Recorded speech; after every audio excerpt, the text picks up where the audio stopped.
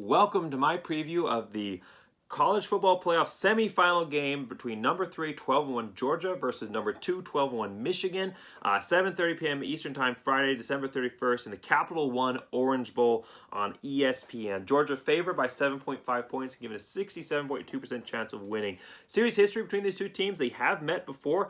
They're 1-1 so far in that series. 1957 first game, Michigan won 26-0. In 1965, Georgia won 15-7. This is the second video that I've done on the playoffs. I've just finished previewing Alabama versus Cincinnati. If you want to watch that video, make sure you go to my link that I'm going to put in the remarks section of this video, where my playlist that I'm previewing every single bowl game, including the playoffs, the second game in that series. So record review here between these two programs. Well, projections, I was projecting that Georgia would go 12-0, and they ended up going 11-1 regular season. Sorry, they didn't end up going 12-0. Ended up losing in the SEC championship game, but managing to achieve the 12-0 that I thought they would in the regular season. That one loss being in the postseason in the SEC championship game. Athlon Sports was projecting 11-1, so obviously I'm one up on them in that aspect. For Michigan, completely opposite. Both Athlon Sports and I are completely off on this one. We both thought 7-5. A Michigan program that went 2-4 last year. Yeah, 9-4 the year before that. But 2-4 last season. And Harbaugh, it just didn't look like he was going to be able to get it done on the hot seat here. A coach, remember, he was on the hot seat this year. A lot of people thought that he might be out at the end of the season.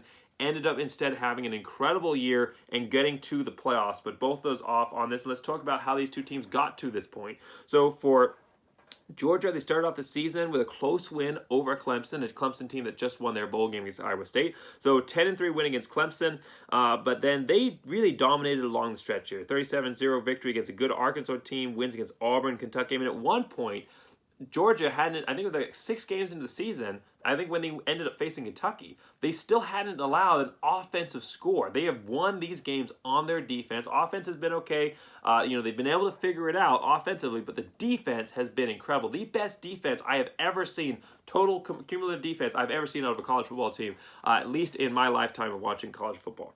So they ended up losing, of course, Alabama at the end of the season, a 41-24 loss in the SEC championship game. But maybe that's a chance that they're setting up for a rematch, potentially here, if they can get through Michigan, to go out and get some revenge in the national championship. So Michigan, they had some close wins, especially early in the season. You know, the 7-point win against Rutgers, a 3-point win against Nebraska, a 4-point win against Penn State, and they ended up losing to Michigan State. I mean, it really looked like Michigan was just one game away, and really that Michigan State game looked like a death blow from being completely out of this and maybe even out of a chance for the Big Ten championship game. So a 37-33 loss to Michigan State. But everything turned around when they were able to beat Ohio State, who they beat by 15 points, and then managed to go out and just destroy Iowa 42-3 and blow through into the playoffs here.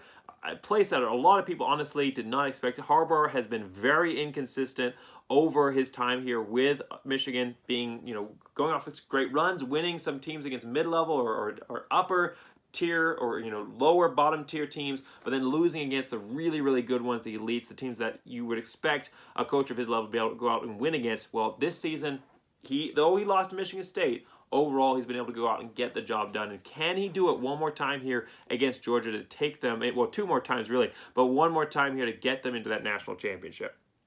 Top players for Georgia, I'm not actually going to give a specific top player because I'm going to award the top player position to their defense as a whole. Like I said, it is the best defense in the country. So despite the fact that they have no player with more than 5 sacks, so no player on the team has more than 5 sacks, they have 41 sacks overall. The highest tackles that they have on the season, 2 guys actually have 61 tackles. That's it. You look at a lot of these teams, you have a guy with like 120 tackles or 90 tackles or at least 70 or 80. The highest individual tackle record that they have on the team is 61. But overall, they have 804 tackles. 2 interceptions is the highest by any individual player this season, but they have 12 interceptions, and only 2 forced fumbles is the highest by individual player, and they have 8 fumbles this season. Overall, their defense is number 1 in points per game allowed, 9.8. Number 2 in yards per game allowed, 265.1 cumulative yards per game, and then number 3 in first downs per game, 14.6 allowed, and that's it. Like I said, they didn't allow an offensive score, and I believe I'm saying this right. I think they did allow some scores. I mean, UAB had like a pick six or something like that, but they didn't allow an offensive score until getting to Kentucky, and I believe that I have that stat right. Regardless, the main point here is that their defense has been amazing. Yeah, blew it a little bit against Alabama there, but overall, against very, very tough competition, it has been an incredible run for this defense.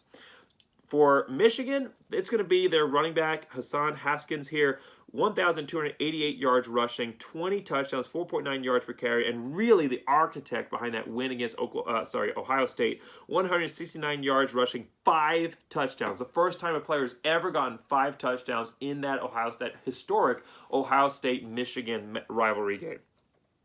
So keys to the game in this one for Oregon, sorry for Georgia. I've done so many videos today, and I'm actually watching the Oregon-Oklahoma game here. Sorry, for Georgia, be patient and wait for the mistakes. And what I mean by that is Michigan traditionally, and even this year against Michigan State, they will get off to a pretty good lead. They'll get off to a pretty good game. They'll be playing well. But if you wait long enough, they make that critical error.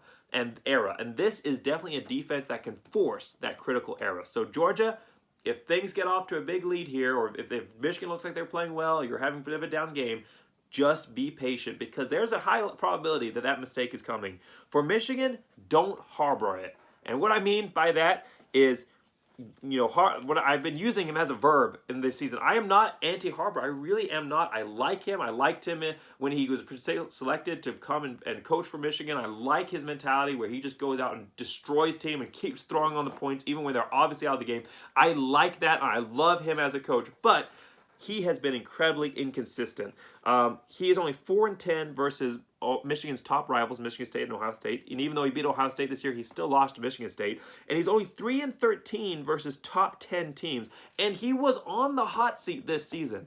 So what I mean by don't harbor it is don't win at the big game at the biggest moment when you absolutely have to. Harborough has been great at winning the easy ones or the middle of the pack ones, but losing when every eye is on them, when all the expectations are high. He's been able to win against Ohio State. He needs to prove that wasn't a fluke, that wasn't a one-off game. Can he do it against the best defense in the country? It's a very, very tough ask for any team, and especially a team that's been as inconsistent as Michigan has under his tenure. My prediction for this game, the Georgia defense is just too much in this one. Michigan's a good team. This is the best Michigan team I've seen in a while, but I don't think that Harborough is going to be able to get over his consistency issues to go out there and put on the performance coaching-wise that Michigan needs to win this game. And even if he does everything right, I still think Michigan would end up losing this game just because of how good Georgia's defense is in this one.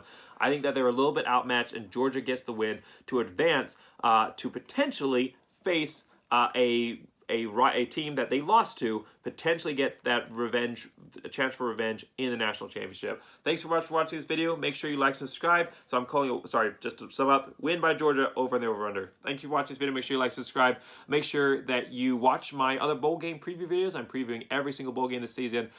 Thanks again for watching. And as always, this is for Boise State, not Michigan. But I guess it applies because I am rooting for the underdog. I like the underdogs in this one, and Georgia definitely the favorite. But this is a Boise State chant that I'm doing. As always, go Big Blue!